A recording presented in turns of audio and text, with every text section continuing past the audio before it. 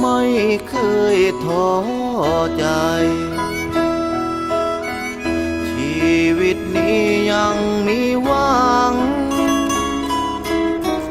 วันพลาดพลั้งลืมมัน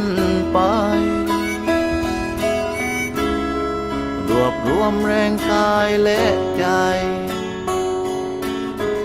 ฮึดสู้ใหม่ก้าวไปอีกครั้งชีวิตนี้ยังมีหวังจะมัวนั่งเศร้าโศกไปใหญ่วันที่ฟ้าสดใสนั้นยังรอเธออยู่ปาดน้ำตา